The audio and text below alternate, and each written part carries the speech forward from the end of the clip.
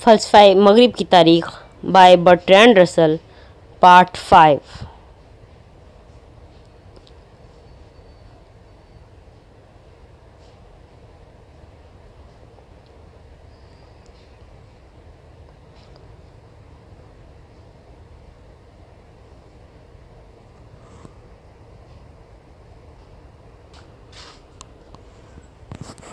عارفیس، اگر اس کا وجود تھا کی تعلیمات جو بھی رہی ہوں، عارفیوں کی تعلیم مشہور ہے۔ اس کے ماننے والے اوگون یا تناسخ روح کے قائل تھے۔ ان کا عقیدہ تھا کہ اس دنیا سے رخصت ہونے کے بعد روح دنیا میں اپنے اعمال کے مطابق یا تو دائمی خوشی پا لیتی ہے یا پھر دائمی یا عارضی عذاب سہتی ہے۔ اس کا مقصد خود کو پاکیزہ بنانا تھا، جس کے لیے وہ بعض پاکیزہ بنانے والی رسمیں ادا کرتے اور بعض قسم کی آلودگیوں سے پرہیز کرتے۔ جو زیادہ راسخ العقیدہ ہوتے وہ جانوروں کا گوشت نہ کھاتے۔ سابقہ رسمی موقعوں پر اپنے دینی حکم کی روح سے ایسا کر لیتے۔ اس کا خیال تھا کہ انسان جزوی طور پر حقی اور جزوی طور پر افلاکی ہے۔ پاکیزہ زندگی گزارنے سے افلاکی جزو بڑھتا جاتا ہے اور حقی جزو کم ہوتا جاتا ہے۔ بالآخر انسان کا باکس کے ساتھ ایسا مکمل وصل ہو جاتا ہے کہ وہ خود کو باکس کہلانے لگتا ہے۔ ان کی ایک تفصیلی دینیات تھی جس کے مطابق باکس 2 دفعہ پیدا ہوا تھا، ایک مرتبہ تو اپنی ماں سیملی کے ہاں اور ایک مرتبہ اپنے باپ زیس کی ران سے۔ ڈیونیسس کے متعلق ایک بہت مختلف قسم کی کہانیاں ہیں۔ ایک کہانی کے مطابق ڈیونیسس زیس اور پرسیفون کا بیٹا ہے۔ لڑکپن میں ہی اسے قدیم دیوتا سورمے سے ٹکڑے ٹکڑے کر دیتے ہیں، پھر وہ ان کا گوشت کھاتے ہیں مگر دل چھوڑ دیتے ہیں۔ بعض کہتے ہیں کہ یہ دل زیس نے سیملی کو دے دیا، دوسروں کا خیال ہے کہ اس دل کو زیس نے خود نگل لیا۔ ہر ایک صورت میں اس نے ڈیونیسس کا دوسرا جنم دیا۔ یہ خیال کیا جاتا تھا کہ باکسی کا جنگلی جانوروں کو چیٹ پھاڑ کرنا اور اس کے کچے گوشت کو کھا جانا ٹینس کے ہاتھوں ڈیونیسس کے مارے جانے اور اسے اس کے کھائے جانے کی تدوین ثانی ہوتی اور جانور ایک مفہوم میں دیوتا کی تجسیم تھا۔ ٹائٹنز ہاک سے پیدا ہوئے تھے اور لیکن دیوتا کو کھانے کے بعد ان میں الوہیت کی چمک آ جاتی۔ اس طرح انسان جزوی طور پر حقی اور جزوی طور پر افلاکی ہے، اور باکسی رسومات سے وہ خود کو زیادہ پوری طرح دیوتائی یا الوہی بنانے میں مدد حاصل کرتا ہے۔ قبروں سے ایسی عارفک تختیاں ملی ہیں جن پر مردوں کی روح کے لیے ہدایات لکھی ہیں کہ انہیں دوسری دنیا میں کیسا طرز عمل اختیار کرنا چاہیے اور انہیں خود کو نجات کے اہل ثابت کرنے کے لیے کیا کہنا چاہیے۔ یہ تختیاں شکستہ حالت میں اور نامکمل ہیں۔ جو تقریباً سب سے زیادہ مکمل ہے وہ تختی یہ ہے جس پر یہ تحریر رقم ہے: تم پاتال کے گھر کے بائیں جانب ایک چشمہ دیکھو گے، اس کے پاس ہی تم سفید صنوبر کا ایک درخت کھڑا دیکھو گے۔ تم اس چشمے کے قریب بالکل نہ جانا، لیکن تم ایک اور یاد کی جھیل کے پاس جاؤ گے، اس سے ٹھنڈا پانی بہہ رہا ہوگا اور اس کے سامنے محافظ ہیں۔ کہو، میں زمین اور تاروں بھرے آسمان کا بیٹا ہوں، لیکن میری نسل آسمانی ہے۔ یہ آپ خود جانتے ہیں، میں پیاس سے تڑپ کر ختم ہو رہا ہوں، مجھے فوراً ٹھنڈا پانی دیجیے جو یاد کی جھیل سے بہہ رہا ہے۔ وہ پھر تمہیں خود مقدس چشمے سے پانی پینے دیں گے اور اس کے بعد دوسرے اعلیٰ لوگوں میں سرداری ملے گی۔ ایک اور تختی پر لکھا ہے: سلام آپ پر، آپ نے ہمیشہ مصیبتوں کے ماروں کو گلے لگایا ہے، آپ انسانوں سے دیوتا بن گئے ہیں۔ ایک اور تختی پر یہ تحریر ہے: تم خوش اور بابرکت ہو کہ فانی دنیا کی بجائے غیر فانی دیوتا بن جاؤ گے۔ وہ چشمہ جس سے روح کو پانی پینے سے منع کیا گیا ہے لیتھی ندی ہے جو نسیان دیتی ہے۔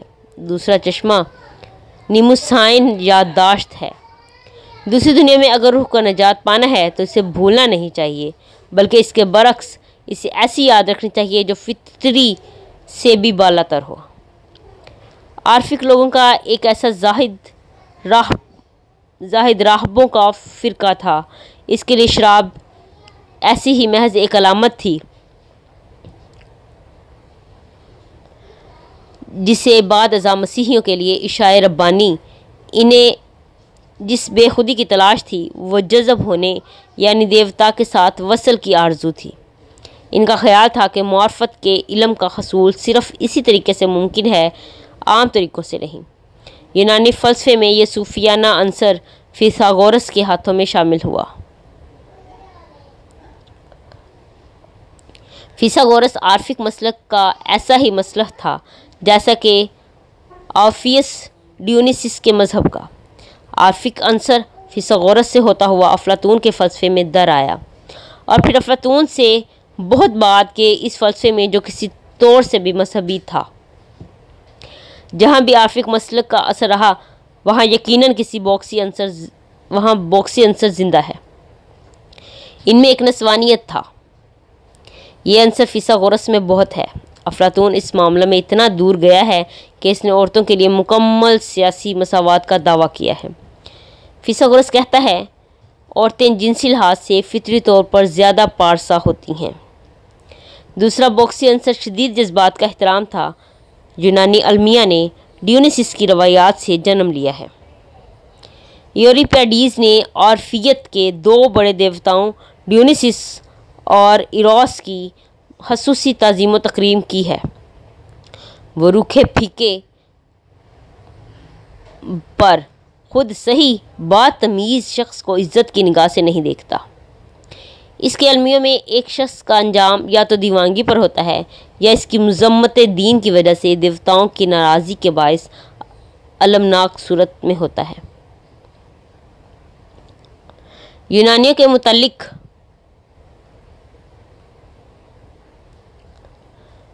مروجہ روایت یہ ہے کہ وہ قابل تعریف متانت کے مظہر تھے جس نے انہیں جذبے پر معروضی تفکر کرنے کا اہل بنا دیا تھا۔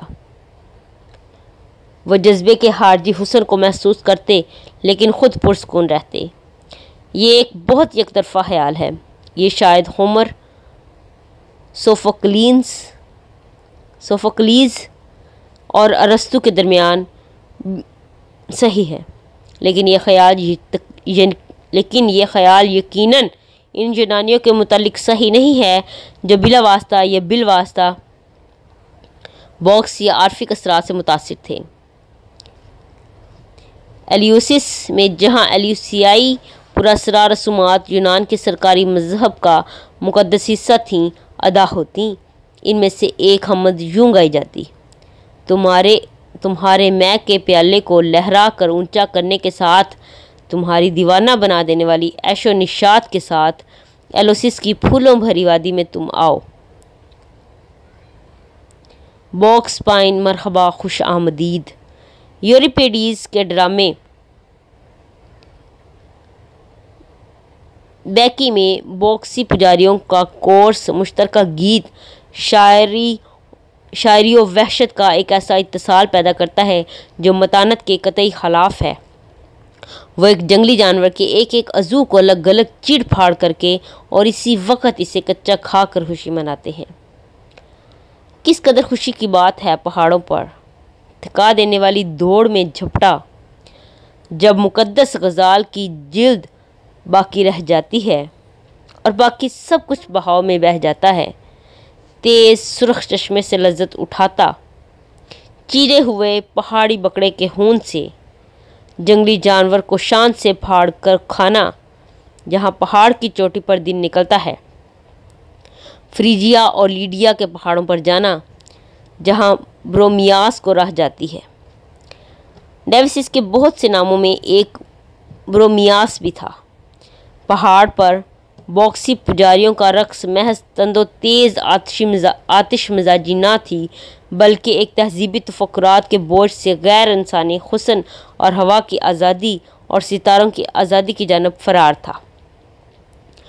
کم تر دیوانگی کی کیفیت میں وہ یوں گاتے ہیں: کیا وہ کبھی مجھے دوبارہ نصیب ہوں گے، وہ طویل ترین رقص کی مدھم ستاروں کے غائب ہونے کی تاریکی میں؟ کیا میں کبھی اپنے گلے میں شبنم اور بالوں میں ہوا کی ندی محسوس کروں گا؟ کیا ہمارے بے سیمے پاؤں مدھم پانیوں میں چمکیں گے؟ اے میرے غزالی پاؤں، سرسبزے کی طرف بھاگ چلو، گھاس اور خوبصورتی میں تنہا شکار کی چھلانگ لگاؤ جہاں کوئی خوف نہ ہو، پھندوں اور مہلک دباؤ سے دور لے چلو۔ اب بھی دور ایک آواز سنائی دیتی ہے، ایک آواز اور خوف اور شکاری کتوں کی پھرتی، اور بے تحاشا مشقت سے فوراً بھاگ نکلو۔ دور دریا اور پہاڑوں کے بیچ وادی میں، کیا یہ خوشی ہے یا خوف؟ تم تند و تیز قدموں، ان جگہوں پر لے چلو جہاں انسانوں کے دیے ہوئے دکھ نہ ہوں، جہاں کوئی آواز سنائی نہ دیتی ہو، طریق سبز وادیوں میں، جہاں جنگل میں چھوٹی چیزیں بن دکھائی دیے ہوئے رہتی ہیں۔ یہ بات کہ یونانی سنجیدہ و متین تھے، دہرانے سے قبل فلیڈیلفیا کی بوڑھی عورتوں کا تصور کیجیے جن کا طرز عمل اس نوع کا تھا ہوا وہ یوجین اونیل کے ڈرامے میں ہوں۔ ایک عارفق ڈیونیسس کی غیر شائستہ پجاری سے زیادہ متین نہیں ہوتا۔ ایک عارفق کے لیے اس دنیا میں دکھ اور ماندگی ہے۔ ہم اس پہیے سے بندھے ہوئے ہیں جو نہ ختم ہونے والے موت و حیات کے چکروں میں گھومتا ہے۔ ہماری سچی زندگی ستاروں میں ہے، لیکن ہم زمین کے ساتھ بندھے ہوئے ہیں۔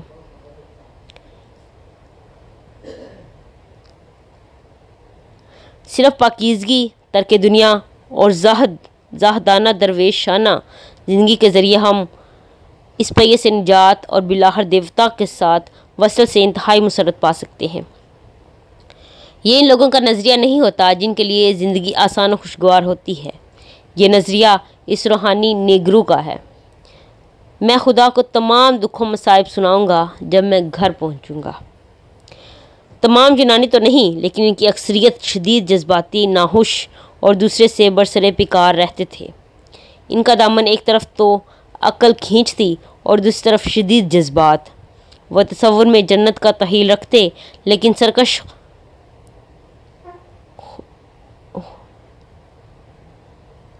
سرکش خواہدائی سے جہنم تحلیق کر لیتے۔ ان کا مقولہ تو تھا، کوئی چیز حد سے زیادہ نہیں، لیکن حقیقت میں وہ ہر چیز میں تجاوز کرتے۔ نظری فکر میں، شاعری میں، مذہب میں اور گناہ میں جب وہ عظیم رہے تو جس بات نے انہیں عظمت بخشی وہ جذبے اور فکر میں ملاب تھا۔ ان میں سے محض کوئی ایک چیز مستقبل کے لیے دنیا کو ایسا نہ بدلی جیسا انہوں نے بدل دیا۔ ان کا دیو مالا کا اصلی نمونہ اولمپیا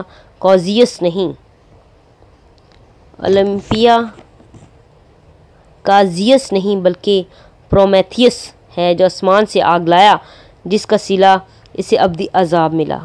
اگر یونانیوں کو کسی خاص صفت سے منسوب کرنا مطلوب ہو تو جو کچھ ابھی کہا گیا ہے وہ اسی طرح یک طرفہ ہے جس طرح ان سے محض متانت کی صفت منسوب کرنا ہے۔ در حقیقت یونان میں دو رجحانات تھے، ایک جذباتی، مذہبی، صوفیانہ، اخروی، اور دوسرا زندہ دلی، تجرباتی، عقلی اور کثرت حقائق کے علم کے حصول میں دلچسپی کا۔ ہیروڈوٹس دوسرے رجحان کی نمائندگی کرتا ہے۔ ایسا ہی ابتدائی آیونی فلسفی کرتے ہیں، ایسا ہی کسی حد تک ارسطو کرتا ہے۔ بیلوک عرفیت بیان کرنے کے بعد کہتا ہے، یونانی قوم اتنی جواں قوت سے بھرپور تھی کہ اس کے لیے اس خیال کو قبول کر لینا مشکل تھا جس کے مطابق اس دنیا سے منہ موڑ کر اخروی دنیا کا ہی ہو کر رہ جانا ہو۔ اسی لیے عارفق نظریہ نسبتاً اس کے بنا ڈالنے والے تنگ حلقے تک محدود رہا۔ اس کا ریاستی مذہب پر بھی کوئی اثر نہ ہوا۔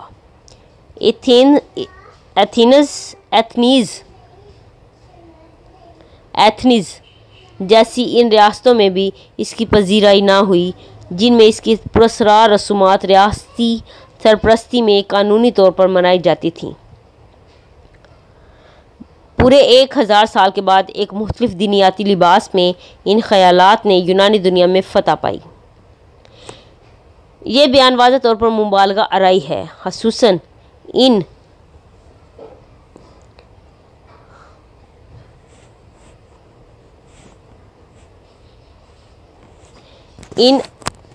الوسینائی پراسرار رسومات کے متعلق جن کا عارفک مسلک حامل تھا۔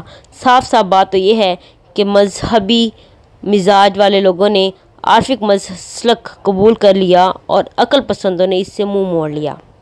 اس کا مقابلہ انگلستان میں 18ویں صدی کے آخر اور 19ویں صدی کے ابتداء میں میتھوڈزم سے کیا جا سکتا ہے۔ ہم کم و بیش یہ جانتے ہیں کہ ایک تعلیم یافتہ یونانی اپنے باپ سے کیا سیکھتا تھا، لیکن ہم یہ بہت کم جانتے ہیں کہ اوائل سالوں میں وہ اپنی ماں سے کیا سیکھتا تھا، جسے کسی حد تک اس تہذیب سے خارج کر دیا جاتا تھا جس سے یونانی لطف اندوز ہوتے تھے۔ یونانیوں نے اپنے بہترین زمانہ میں بھی خود وہ واضح شعوری ذہنی عمل میں کتنے ہی عقل پرست رہے ہیں، اسی روایت اور بچپن سے قدیم طرز فکر اور طرز احساس کو قائم رکھا جو ہمیشہ مشکل زمانوں میں ان کی فتح مندی کی مستوجب رہا۔ اس وجہ سے یونانی نقطہ نظر کا کوئی سادہ تجزیہ ناکافی معلوم ہوتا ہے۔ یونانیوں کی فکر پر مذہب، خصوصاً غیر اولمپیائی مذہب کے اثر کو حال ہی کے زمانے تک تسلیم نہیں کیا گیا تھا۔ جین ہیری کی انقلابی کتاب عام یونانیوں کی مذہب پر جین ہیریسن کی انقلابی کتاب Prolegomena for the religion study of Greek عام یونانیوں کے مذہب پر پراچینی اور ڈیونیسیس کے عناصر پر زور دیا گیا ہے۔ ایف ایم کارن فورڈ نے فرام ریلیجن آف فلاسفی میں یونانی فلسفے کے طالب علم کو فلسفیوں پر مذہب کے اثر سے آگاہ کرنے کی کوشش کی ہے، لیکن اس کی بہت سی آراء قابل اعتماد ہونا قبول نہیں کیا جا سکتا اور اسی وجہ سے اس کے علم بشریات کو نہیں مانا جا سکتا۔ میرے نزدیک سب سے زیادہ متوازی رائے جان برنیٹ کی ہے، جسے اس نے اپنی کتاب ارلی گریک فلاسفی خصوصاً اس کے باب دوم سائنس اور مذہب میں واضح کیا ہے۔ وہ کہتا ہے 6 صدی قبل مسیح میں احیاء مذہب کے ساتھ سائنس اور مذہب میں آویزش کی ابتدا ہوئی جو تمام یونان پر چھا گئی۔ اس سے قبل اس کے ساتھ منظر ایونا کی بجائے مذہب مغرب کی جانب منتقل ہو گیا۔ وہ کہتا ہے کہ یونانی براعظم میں مذہب نے ایونی مذہب کی نوعیت سے مختلف نوعیت اختیار کر لی، خصوصاً ڈیونیسیس کی پرستش جو تھریس سے آئی تھی۔ اس کا ہومر میں شاید ہی کہیں ذکر ملتا ہے۔ اپنے اندر ایسا جذور رکھتی ہے جس میں انسان کے دنیا کے ساتھ رشتے کا مکمل طور پر نیا طرز نگاہ تھا۔ اہل تھریس کو یہ آزاد دینا کہ وہ بلند افکار کے حامل تھے یقیناً غلط ہوگا، لیکن اس میں کوئی شک نہیں کہ وجد کے مظہر نے یونانیوں کو یہ سمجھایا کہ روح اپنے ذات کی کمزور اور مستضاد کے علاوہ بھی کچھ ہے، اور یہ اپنی سچی فطرت کا اس وقت اظہار کرتی ہے جب وہ جسم سے ماورا ہوتی ہے۔ یوں لگتا تھا جیسے کہ یونانی مذہب اسی حالت میں داخل ہونے والا ہو جس میں مشرقی مذاہب پہلے ہی پہنچ چکے تھے، لیکن صرف سائنس کی ابتداء کے علاوہ یہ کہنا بہت مشکل ہے کہ اسے اس رجحان سے روکنے کی اور کیا وجہ ہو سکتی ہے۔ یہ کہنا بہت عام ہے کہ یونانی مشرقی قسم کی مذہب سے اس لیے محفوظ رہے کہ ان کے ہاں مشرقی نوعیت کی پیشوائیت نہ تھی، لیکن یہ نتیجے کو سبب قرار دینے والی غلطی ہے۔ پیشوائیت عقائد نہیں بناتی، اگرچہ پہلے سے قائم عقائد کی حفاظت کرتی ہے، اور اپنے ارتقاء کی ابتدائی حالتوں میں مشرقی اقوام میں ایسی کوئی پیشوائیت نہیں تھی جیسا کہ اسے سمجھایا جاتا تھا۔ یہ عدم پیشوائیت نہیں بلکہ سائنسی فکر کی موجودگی نے یونان کو بچائے رکھا۔ یہ نیا مذہب ایک مفہوم میں یہ نیا تھا، اگرچہ دوسرے مفہوم میں اتنا پرانا تھا جتنا کہ انسان۔ عارفک حلقوں کی بنیاد پڑنے تک یہ اپنے ارتقاء کی آخری منزل پر آ پہنچا۔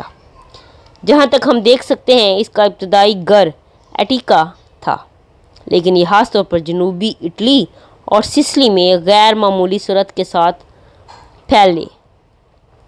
یہ حلقے شروع میں ڈیونیسس کی پرستش کی انجمنیں تھیں، لیکن یونانیوں کے ہاں ان میں دو پہلو نمایاں رہے۔